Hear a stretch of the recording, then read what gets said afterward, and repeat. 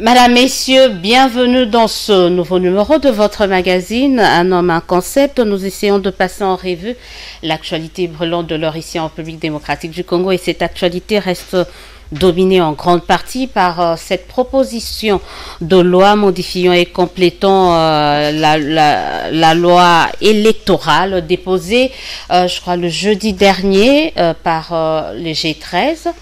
Mais nous avons retrouvé sur place une autre personnalité. Il essaiera de nous expliquer, de nous justifier, en tout cas de nous expliquer sa présence aux côtés de ce groupe des 13 qui a lancé un appel autour du consensus sur le processus électoral. Nous parlerons de ça. Nous parlerons donc des différentes réformes électorales, mais les réformes également institutionnelles, et si on a le temps, on essaiera de parler également de son parti politique. Madame, Messieurs, recevez avec moi Christophe Lutundula Pala. Bonsoir et bienvenue. Bonsoir, madame. On se disait tout à l'heure que ça fait un peu plus d'une année que vous n'êtes plus repassé par ici. En effet, c'est donc, avec plaisir que je reprends cette voilà, habitude. Voilà, donc je crois que les téléspectateurs sont très ravis de vous revoir également, et j'espère qu'ils vont bénéficier des explications assez approfondies par rapport à ces différents sujets liés à l'actualité. Déjà, elle commence par cette proposition de loi. Tout le monde était un peu curieux de vous voir aux côtés de G13. Certains se sont dit, non mais ça y est, ils sont devenus G14. Il a existé un jeu 14 pendant la première transition, pendant la conférence nationale. Je crois que l'explication est simple. C'est vrai que sur le plan organique, structurel, je ne suis pas membre de G13. Je suis dans mon parti ADP, qui est aujourd'hui un des initiateurs d'Ensemble pour la République, dirigé par Moïse Katumbi Tchapwe, et donc nous sommes en période de mutation. Fusion. De fusion, oui. C'est à peu près 6 partis politiques, ADP, ARC, MS, PND, UNADEF, PDC. Donc nous sommes dans ce processus d'intégration que nous avons souhaité depuis le moment où nous avons créé, je crois, en 2015, le G7. Ceci dit, pour l'essentiel, voici ce qui se passe.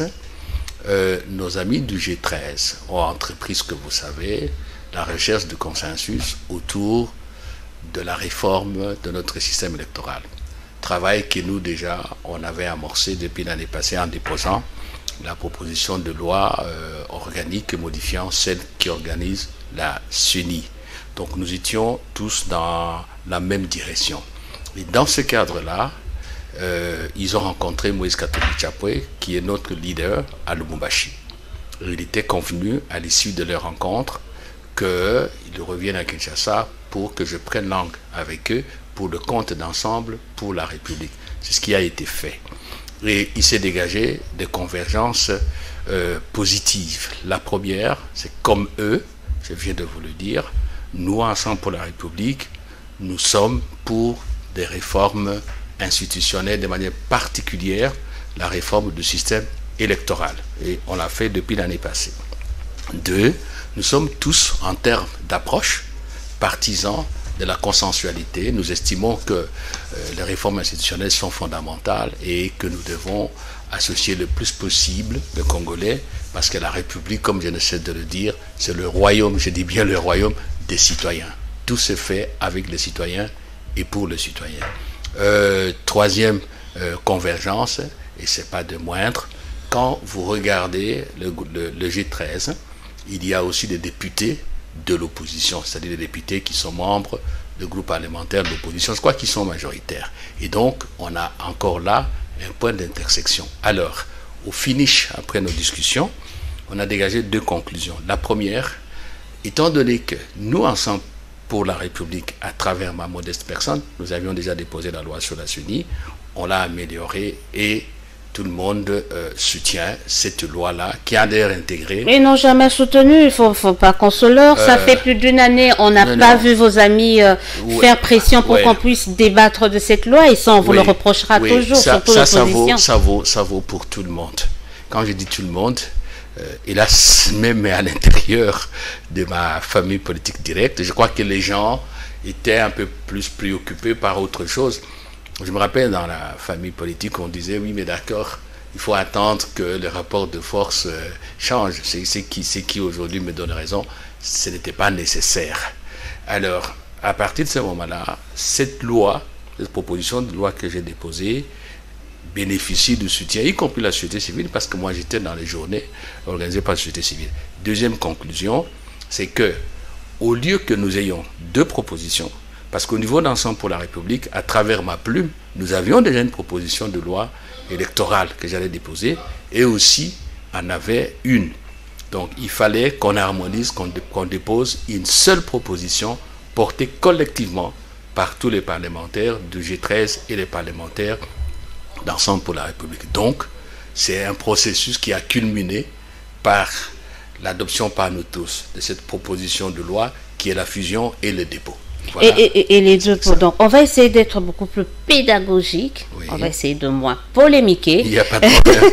Soyez à l'aise, il n'y a pas de problème. Mais d'accord, parce qu'on veut vraiment que la population, ceux qui nous suivent, puissent comprendre le sens de cette démarche. Et vous avez la Constitution, j'ai la Constitution, vous avez le document de la loi électorale, nous en avons. Donc on va essayer de parler des innovations contenues dans cette proposition de loi que vous avez déposée.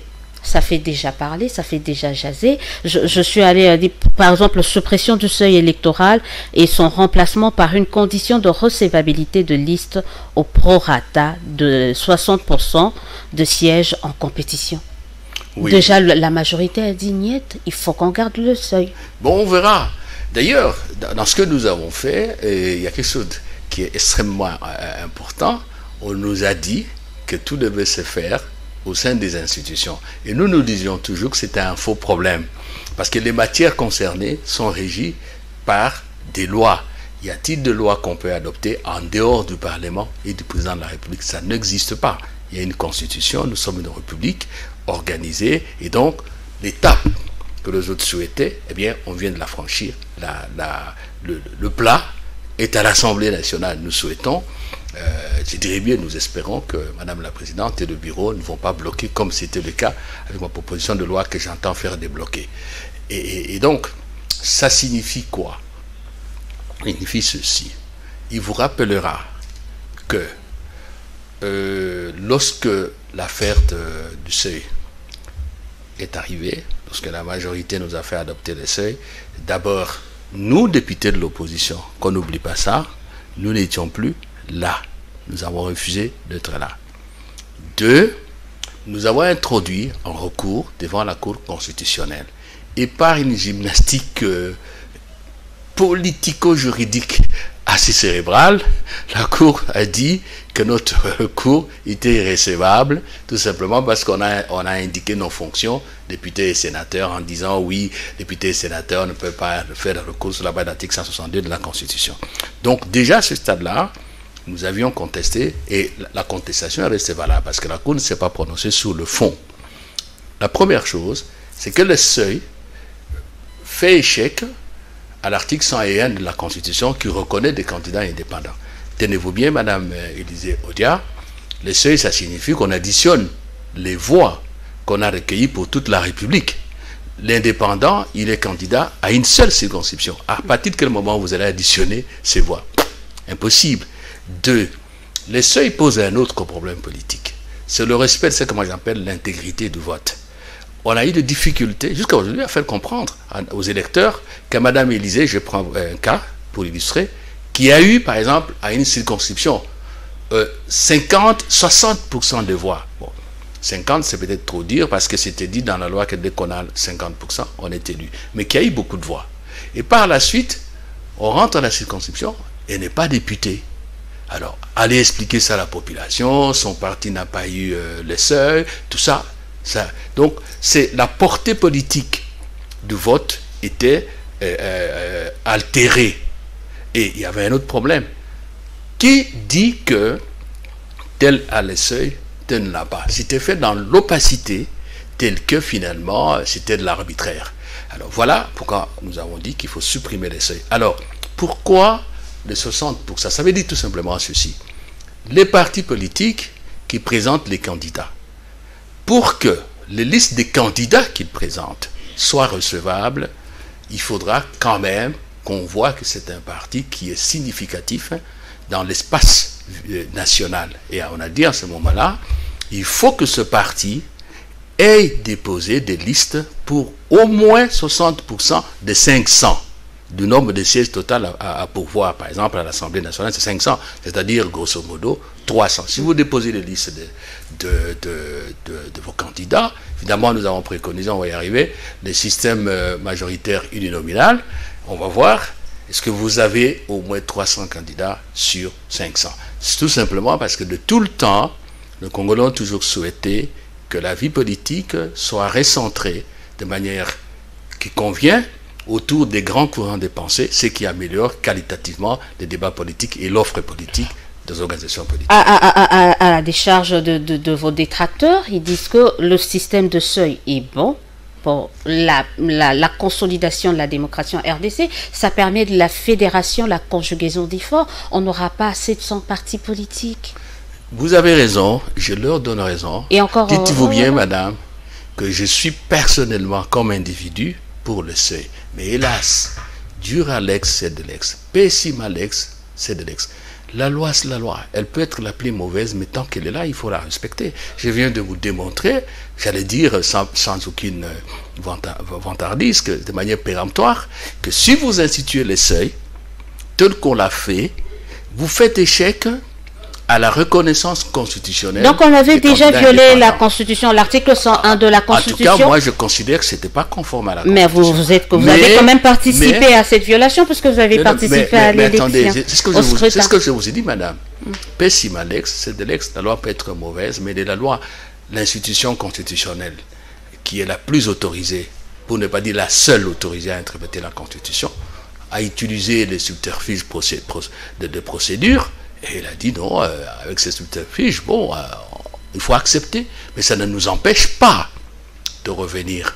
De sorte que, à mon avis, si l'occasion se présente un jour, parce que la question de la vision de la Constitution se pose, même si, bon, la difficulté, je ne sais de le dire, c'est la confiance mutuelle. Est-ce qu'on ne va pas ouvrir une boîte de Pandore? Ça, je ferme la parenthèse. Il faudra qu'on révisite cette disposition en tenant compte effectivement, et j'ai toujours été partisan de ça.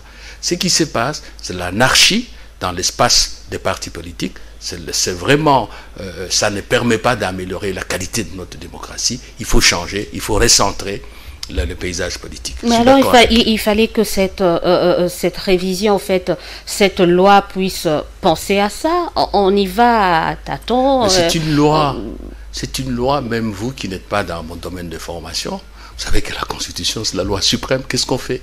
On s'est plié à ça.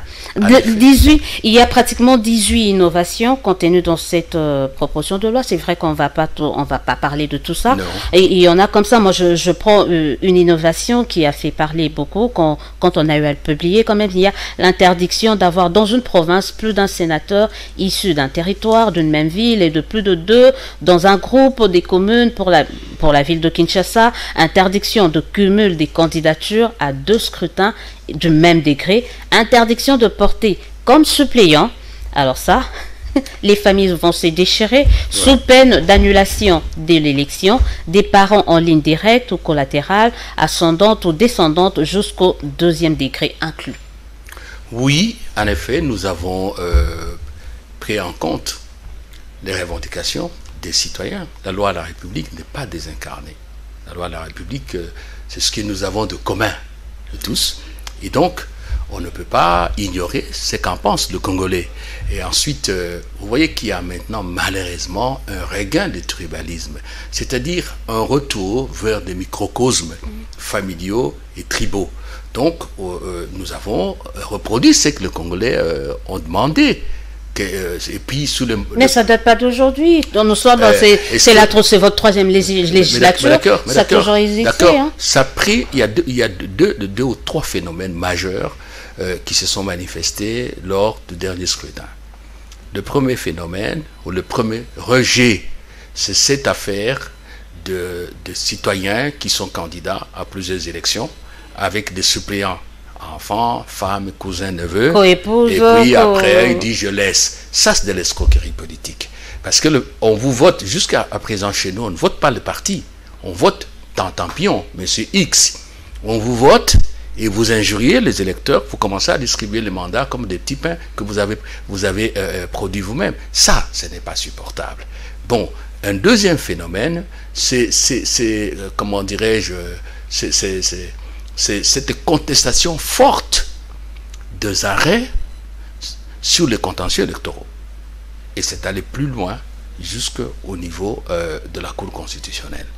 Il fallait tenir compte de ça. Et le dernier, c'est la corruption. Au point que même le chef de l'État lui-même s'en est offusqué, il s'en est mêlé malheureusement, encore une fois, c'est l'État de droit. Bon, la loi ne lui permettait pas d'aller au-delà de la dénonciation.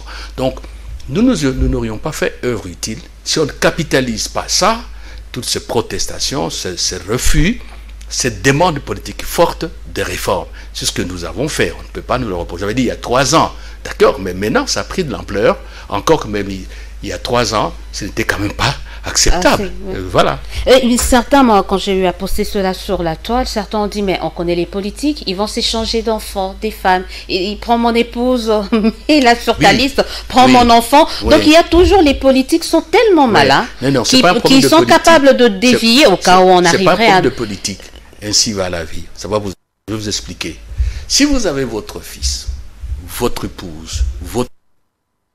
sais-je encore, qui est membre d'un parti, généralement, on vient dans le parti des gens qu'on connaît. Ça, c'est pas un secret, c'est ce qui s'est fait. Vous voyez, vous allez voir dans beaucoup de partis, il y a des dominances, si vous voulez, tribales, même familiales. Alors, ça dire que ce citoyen, cette citoyenne, qui est membre d'un parti, on lui interdit désormais de se porter candidat ou de suppléant parce que papa, maman, frère, tout ça. Donc c'est de la responsabilité des militants, des membres de parti. Mais ce qui est, il faut qu'on voit les choses froidement. Vous savez, il y a des moments où, dans un parti politique, moi je connais ça parce que moi j'étais dans la majorité, je suis allé dans l'opposition. Les gens vous fouillent. Soit qu'on a peur de ceux qui sont au pouvoir, des représailles, soit qu'on se dit, bon, mais tout ça, on va faire l'opposition jusqu'à quand? Et il arrive, hélas, que contre votre volonté, Étienne Tshisekedi a connu ça. À un moment donné, il n'a autour de lui que les gens qui veulent porter la croix avec lui, qui malheureusement sont de sa famille. Hein? Vous voyez, donc c'est ça. Alors, si on se dit, voilà, effectivement, moralement, ça devient insupportable par la société, enfant, tout ça, suppléant, on vous laisse de côté, mais ça n'empêche que mon enfant, mon épouse, mon neveu, mon cousin, qui sont les membres du parti, soient suppléants des autres candidats. Il n'y a pas... C'est ça aussi, d'abord, on ne peut pas leur priver de droit d'être élu parce que... Mais ils ne peuvent pas être suppléants. Mon suppléant, moi, non. Et vous avez bien dit, c'est la responsabilité du parti de voir tout cela à l'aune de l'engagement politique d'un chacun, au-delà des considérations, des liens de consanguinité. Là, on a essayé juste de trier à la volée quelques innovations contenues dans cette loi, mais on va revenir sur le nœud de problème.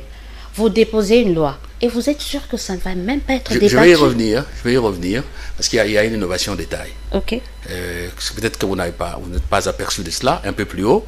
Nous avons supprimé l'abandon de la proportionnelle et l'adoption du scrutin majoritaire simple à un tour. La deuxième innovation. Oui, on pourra y revenir, ou bien on peut en parler. Non, on en parle, expliquez-nous. Alors, retenez bien votre question de la faisabilité. Voilà. Non, ça signifie ceci.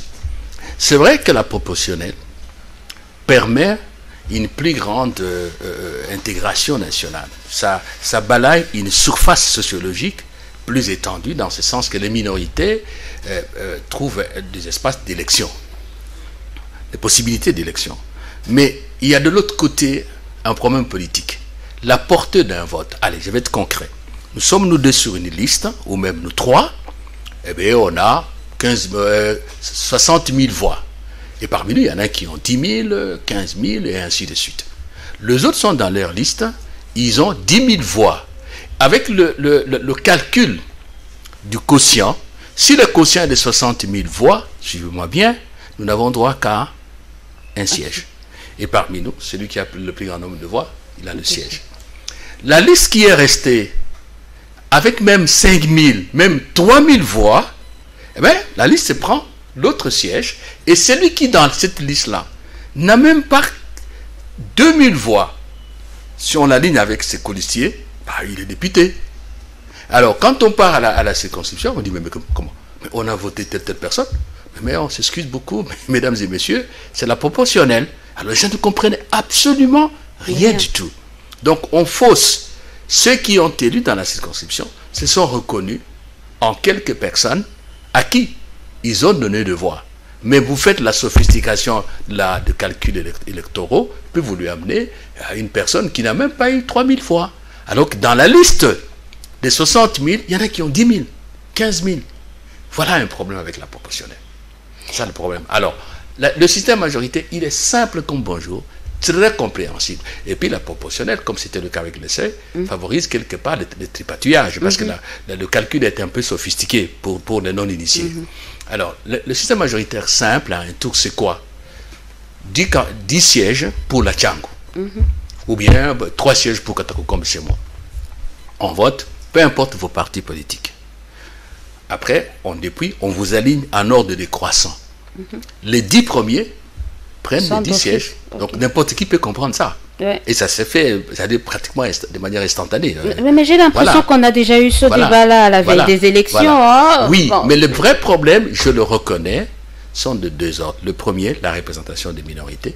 Le troisième, c'est l'émiettement, non seulement de la classe politique, mais des configurations politiques aux aides des assemblées délibérantes. C'est-à-dire, on peut avoir la tendance à être indépendant en se disant, et là c'est dommage, je ne le dis pas pour que les gens imitent, parce qu'il faut que les gens comprennent, vous avez parlé de la pédagogie. Est-ce qu'on ne va pas arriver à une situation où telle personne dit, bon, moi j'ai mon équation personnelle très forte dans ma circonscription, je me fais élire et après je vais choisir à quel parti j'appartiens. Voilà.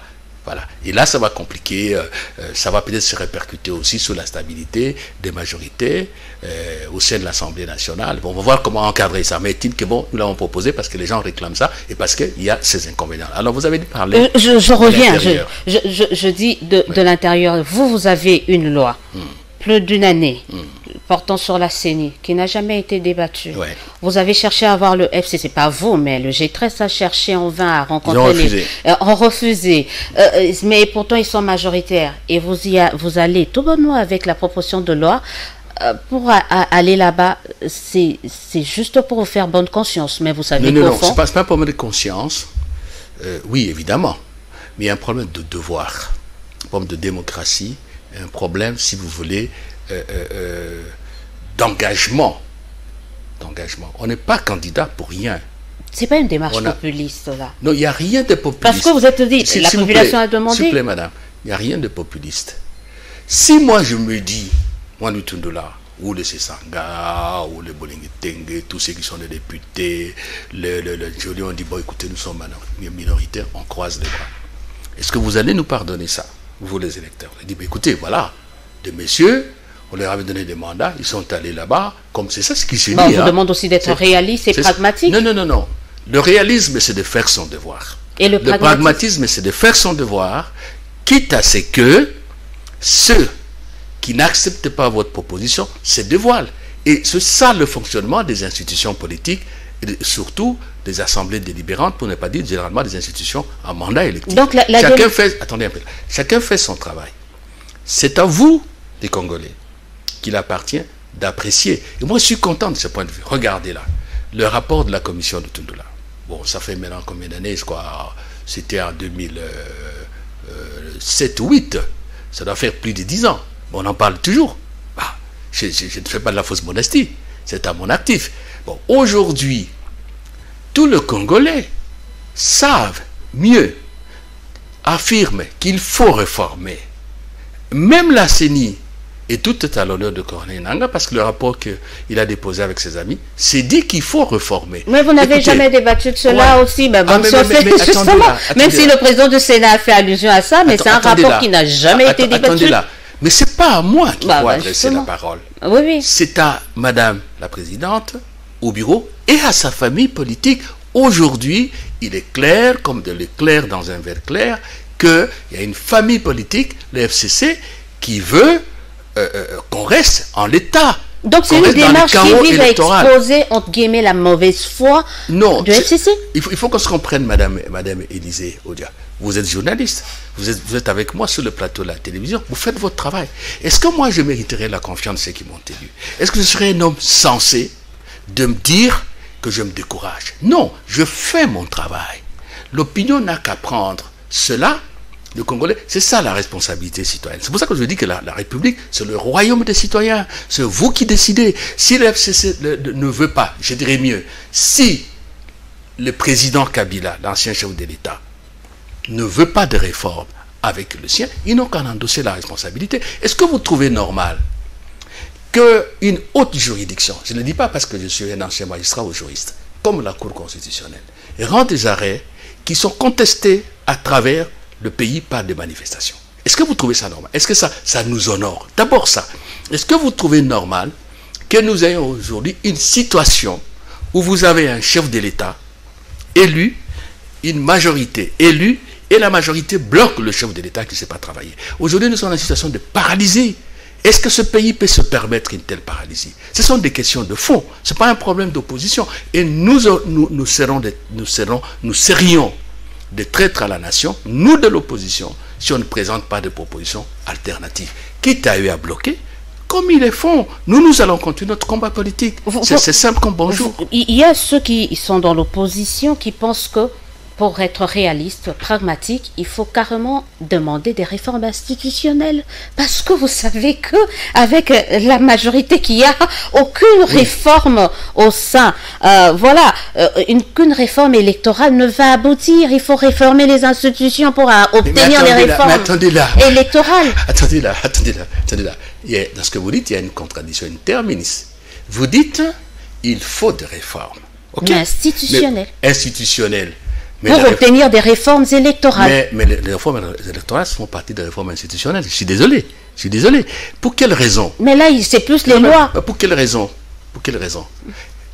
Peut-on réformer l'Assemblée nationale et le Sénat ou d'autres assemblées délibérantes sans revenir sur la manière dont les élus sont portés à ces institutions? Est-ce que c'est possible? Nous essayons de faire ce qui est à notre portée. Vous comprenez? Le système électoral qui comprend la Constitution, la loi électorale, la loi sur le CENI, pouvoir organisateur, le financement, le fichier électoral, l'identification des électeurs, la sécurité électorale, il faut la faire. Ceux qui ne veulent pas, et c'est ça le jeu démocratique, doivent en endosser la responsabilité. Et les Congolais doivent tirer les leçons. Et sur ce point-là, je reviens sur ce que j'ai toujours dit en public comme en privé. Le vote, c'est une arme majeure, puissante. Quand vous déposez votre bulletin dans l'urne, vous faites quel choix? Vous confiez votre avenir à qui? Voilà la situation présente qui nous permet d'apprécier. Voilà pourquoi le pays ne tourne autour que des élections, on ne pense pas à autre chose. Mais bon, ça fera l'objet d'un autre débat. Là, c'était pour revenir, quand je parlais des réformes institutionnelles, oui. Je fais aussi allusion au plan de sortie de crise d'un des leaders de la coalition Lamouka. Vous pensez qu'entre son plan de sortie de crise et ces réformes que vous procédez, quelle est la meilleure méthodologie pour atteindre l'objectif que vous cherchez? Il y a une chose qu'il faut apprécier et féliciter, c'est la convergence sur les réformes institutionnelles. Je suis content parce que ça dépasse les limites étroites, nos frontières étroites, fondées sur les idéologies et les affinités politiques. J'étais avec la société civile tout ce temps, pendant cette année, je ne fais que de contact. Tout le monde est d'accord. Il y a des petites nuances, des différences sur l'approche. C'est pour ça que vous posez la question. Nous pensons ensemble pour la République qu'il faut faire les réformes. Quel type de réformes? Seulement électorales? Non. Mais, et vous l'avez dit vous-même, il faut savoir s'y prendre. Un peu comme disait Jaurès, il faut poursuivre l'idéal, chercher à l'atteindre, mais maîtriser le réel. Nous pensons que l'affaire du Haut Conseil supérieur, je crois, pour les réformes, dont parle Martin, et ce n'est pas vraiment cela qu'il faut faire maintenant. Parce qu'il faut éviter, et moi je parle d'expérience, tout ce qui peut donner l'impression, et les autres utilisent ça, c'est-à-dire ceux qui sont en face de nous, que nous sommes à la recherche de positionnement au sein des institutions. Pour nous, on ne reviendra pas sur les élections de 2018. On a fait notre deuil, on a essuyé nos larmes, c'est terminé. On ne reviendra pas d'une manière ou d'une autre, directement ou indirectement, aux configurations institutionnelles politiques des institutions issues de ces élections. Et donc, toute structure qui prêterait à une équivoque dans ce sens-là ne facilite pas la tâche. Il n'y a que deux choses. Comme la mise en accusation du chef de l'État, c'était pas bien à propos. Ça, c'est un autre problème. On pourra en parler. Peut-être, j'ouvre et ferme la parenthèse. C'est pas ça. Mais qu'un citoyen donne son opinion, ça n'a pas de problème. Et le président Félix Tshisekedi lui-même l'a dit. Je ne veux pas être un dictateur. Ne faites pas de moi un dictateur. Et je ne voudrais pas qu'il y ait de compatriotes qui sont arrêtés parce qu'ils ont parlé mal de moi. Donc ce n'est pas ça le problème, je ferme. Revenons dans ce que vous avez dit. Donc nous estimons qu'il y a deux choses qui sont importantes. Des propositions qui changent, qui font bouger les lignes. C'est ce qu'Ensemble pour la République a fait avec ma modeste personne depuis l'année passée. D'ailleurs, quand j'ai lancé ce débat avec mes collègues d'Ensemble pour la République autour de Moïse Katumbi, les gens trouvaient que je rêvais. Je vous ai même dit qu'à l'intérieur... Vous alliez trop vite en besogne, voilà, c'était pas voilà. le bon timing. Donc il y a ça. Deuxième élément, c'est la mobilisation de Congolais. Il faut parler avec les citoyens. Les élections, madame, je ne sais de le dire, sont si vitales pour la communauté, chacun de nous, que nous ne pouvons pas nous permettre de penser que les acteurs institutionnels, députés, sénateurs, présidents, membres du gouvernement, ont le monopole de la parole. Le débat doit être un débat citoyen. Et il faut l'appropriation des initiatives, des réformes par le plus grand nombre de citoyens. Et c'est ça la République, pour donner à ces réformes la chance d'aboutir. Très rapidement, on va enchaîner avec quelques questions. Certains, parce que vous parlez d'un consensus autour du processus électoral, mais au niveau du FCC, on demande par exemple qu'il y ait des élections du président... que l'élection du président de la République se fasse au suffrage indirect. Je me rappelle, c'était l'une de vos propositions à l'époque. Non. À l'époque. Non, non, non. Vous avez déjà eu à suggérer cela? Non, non.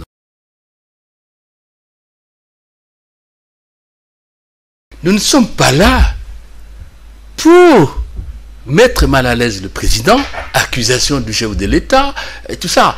Et on va en parler un jour. Le Parlement n'a pas le pouvoir de faire partir le président. Le président ne peut partir qu'à la suite d'une procédure, évidemment, qui nous implique en termes d'autorisation.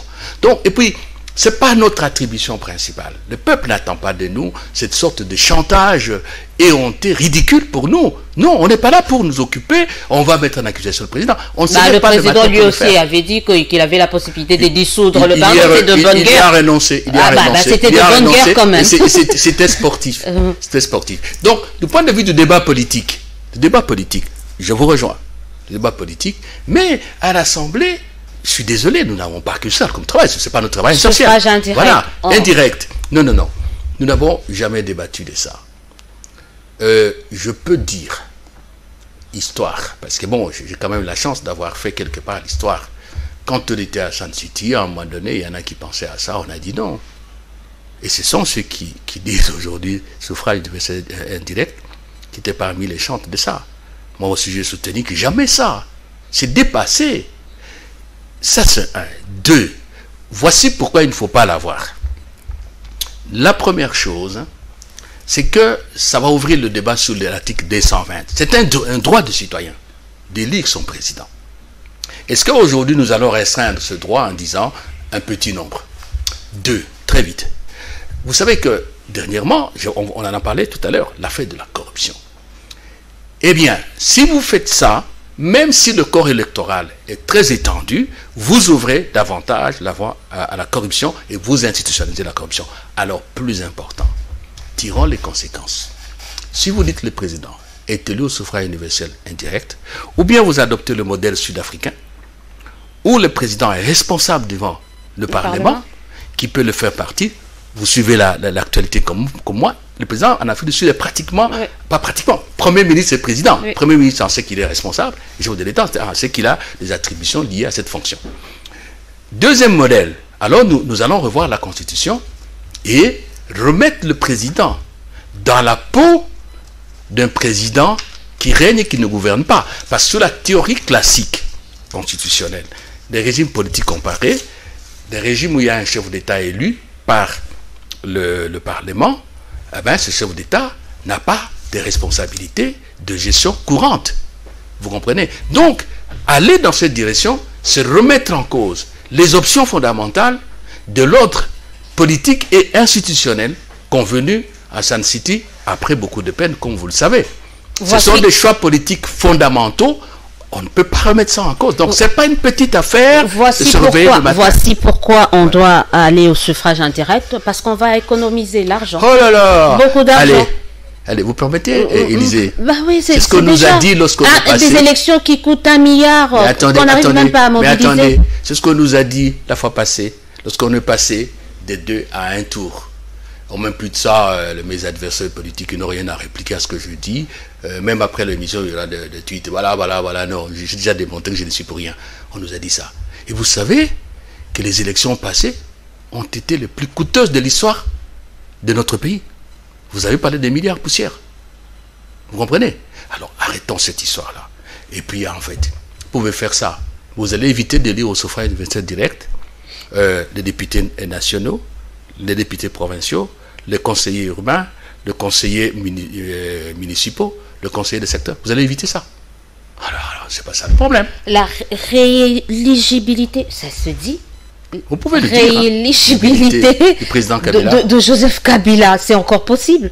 Je ne sais pas pourquoi André Atounou a sorti ça. Non. Je sais qu'il y a à boire, à manger, à un débat. Oui, puisqu'on parle de réforme, autant insérer d'autres réformes. Il y a quand même de problèmes. Il peut être sénateur à vie et devenir... Le président Kabila est sénateur à vie. Et je suis heureux qu'il ait compris ça et qu'il soit venu la fois dernière à l'ouverture de la session de septembre. Et je souhaite que ça soit sincère, que ça ne soit pas du cosmétique, du protocole. Il n'a pas de siège là-bas selon certaines sources, donc il n'est pas contraint ou obligé de venir. Mais ça c'était mal fait. Parce que moi j'ai même appris qu'il est membre de toutes les commissions. C'est quoi ça? C'est un sénateur et qu'il peut toucher l'argent. Ces lois sont passées par vous, même ça c'est le règlement intérieur. Attention, c'est le règlement intérieur du Sénat.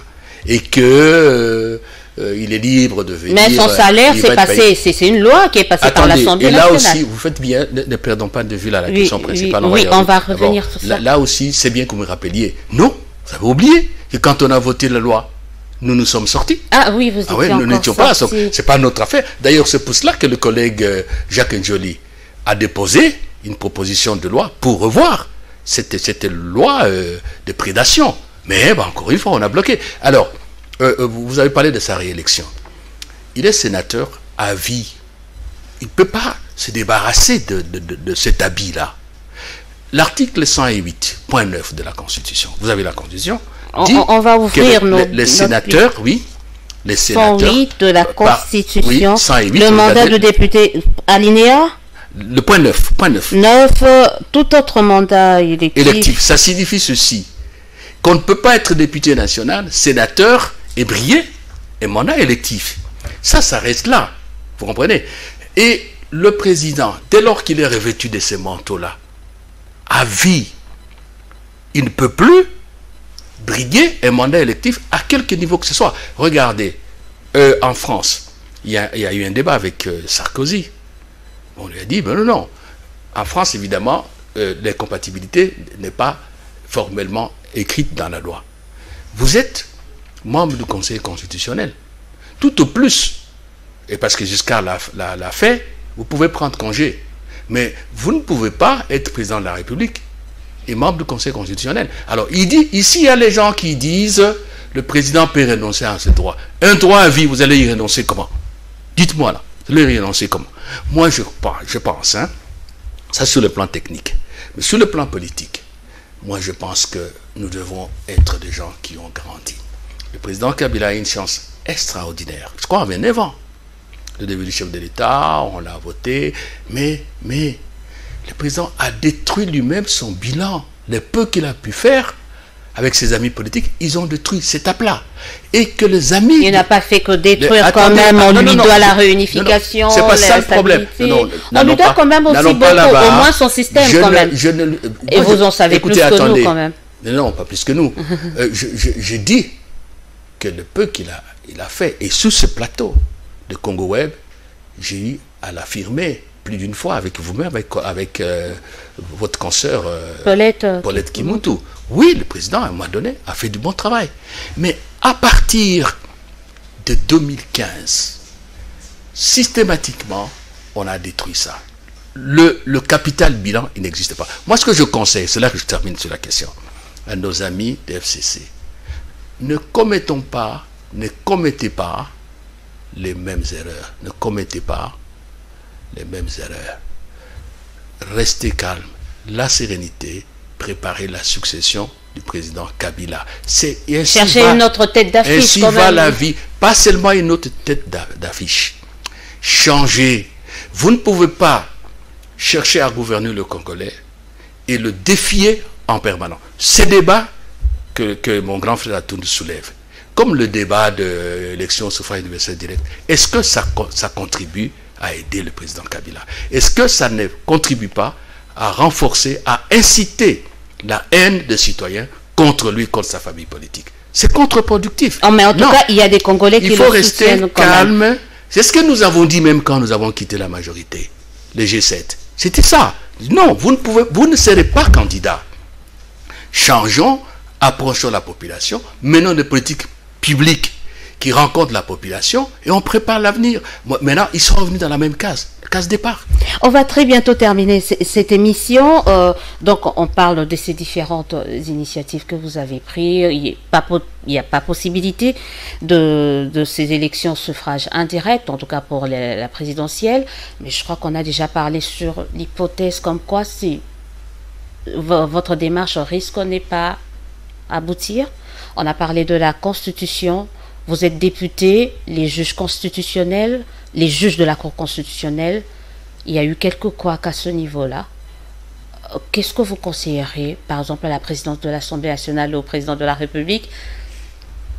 Est-ce que ces deux juges doivent prêter serment? Moi, je pense que l'affaire est close. C'est-à-dire? Mais il y a des procédures. Il y a des procédures. Le Conseil supérieur de la magistrature, je crois janvier, février, se réunit et dit, ok, nous donnons le feu vert au président de faire la mise en place des nominations. Donc, il faut lire l'article 82 de la Constitution. Si vous pouvez le lire rapidement. Article 82, donc article 82. On ouvre notre Bible. Vite. 82. Ok, j'ai ici, le président de la République relève de leurs fonctions et le cas échéant révoque par ordonnance les magistrats du siège et du parquet. Il y a nommé avant d'arriver à relever. Nomme, oui. Voilà. Le président de la République nomme, relève de leurs fonctions. Et continue. Relève de leurs fonctions et le cas échéant révoque par ordonnance les magistrats du siège et du parquet sur proposition du Conseil supérieur de la magistrature. Voilà. Et le Conseil supérieur dit quoi? Oui, monsieur le président, il y a des PV qui existent. Nous vous donnons le feu vert, faites la mise en place, faites des nominations. OK? Cette condition est remplie. Alors arrive la condition du contre-saint, parce que vous n'avez pas terminé l'article. Le contre-saint. Le contre-saint n'est pas donné intuit au personnel. C'est à la fonction. Le ministre de la Justice étant absent, l'ordonnance organisant le fonctionnement du gouvernement et les rapports entre les membres du gouvernement et ainsi de suite, je vous épargne la suite, dit que l'intérim est assumé par le vice-ministre. Et donc le vice-ministre, pendant l'absence de son titulaire, est habilité à signer. Il ne faut pas confondre l'intérim avec l'expédition des affaires courantes. Quand vous faites l'intérim, vous avez la plénitude de la fonction. Évidemment, la question de communication avec les titulaires, ça c'est une question de déontologie, une question qui relève. Donc on retient que le pouvoir. Donc, ça a été fait. Alors, les magistrats, parce que c'est là votre question. C'est vrai que les magistrats de la Cour constitutionnelle, quand on vous nomme, vous avez 8 jours pour dire non, ça ne va pas, moi je reste. Et ce n'est pas la première nomination. Le professeur Vundouawe a été nommé le premier président du Conseil d'État. Vous comprenez? Mais mes deux collègues juristes, mes deux jeunes frères, ils font le recours après 8 jours. Il y a un problème de recevabilité. Et le drame, le recours est fait sous forme de lettres collectives avec copie aux autorités politiques.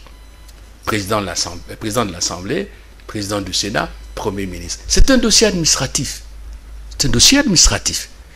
Il n'y avait pas, et individuel. Alors, s'ils ont fait le choix du politique, c'est un choix honorable. Il faut aller jusqu'au bout de la logique. Moi, je suis magistrat aujourd'hui, demain, après-demain, je ne sais plus jamais, j'étais magistrat. Si j'ai choisi d'aller avec les politiques, je tire les conséquences. C'est noble.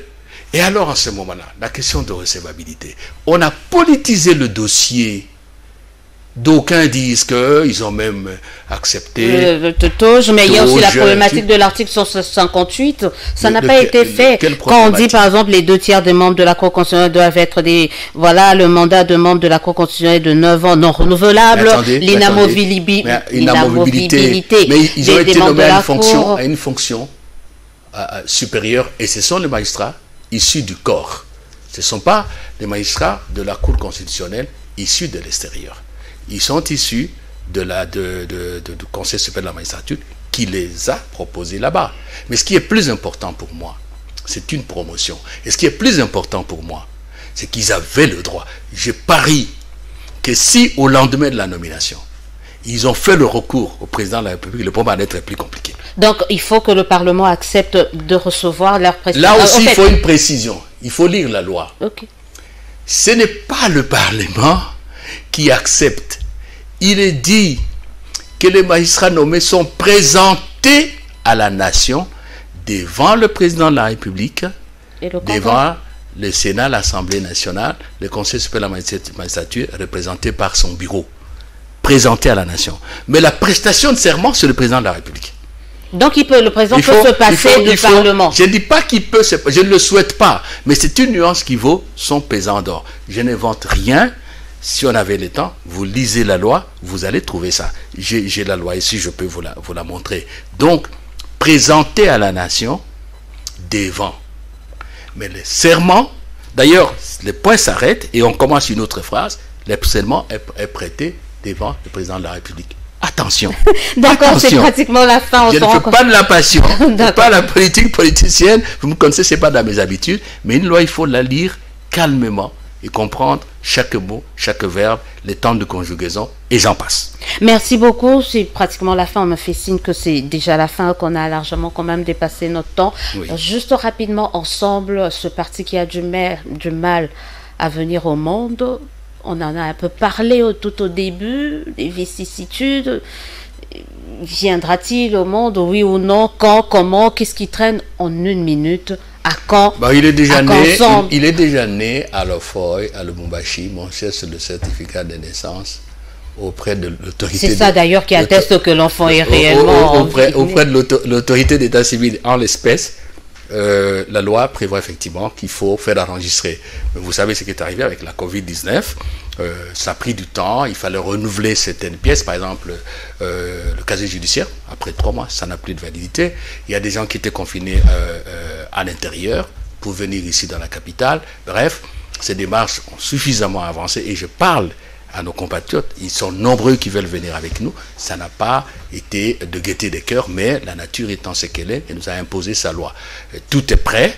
Nous attendons, parce qu'il y en a qui sont à l'intérieur, qui doivent signer les statuts, particulièrement à Lubumbashi. Je crois que s'il y a un vol demain qui vient après-demain, le statut signé par eux, ils viennent, ceux qui sont ici vont signer, et puis on va déposer. Donc, aucun problème, ça va très bien, et voilà quoi, c'est ça. Voilà, on aura le temps de parler en long et en large sur ce parti politique que beaucoup attendaient et continuent à attendre.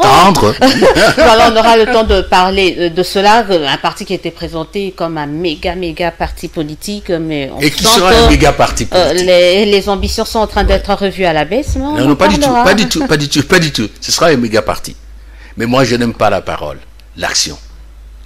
Pour une fois, je suis optimiste dans l'action, dans la parole et optimiste quant à l'engagement de Congolais pour les changements que nous devons incarner et que nous prétendons incarner aujourd'hui. Merci Christophe Lutundula d'avoir été de notre ce soir. Je remercie le téléspectateur. Vous étiez nombreux à nous suivre. Appelez-nous, écrivez-nous pour vos réactions et suggestions. Suivez-nous sur nos différentes plateformes. Nous serons toujours là pour vous. En attendant, nous vous souhaitons de passer une excellente suite de programme. On se dit au revoir et à très bientôt.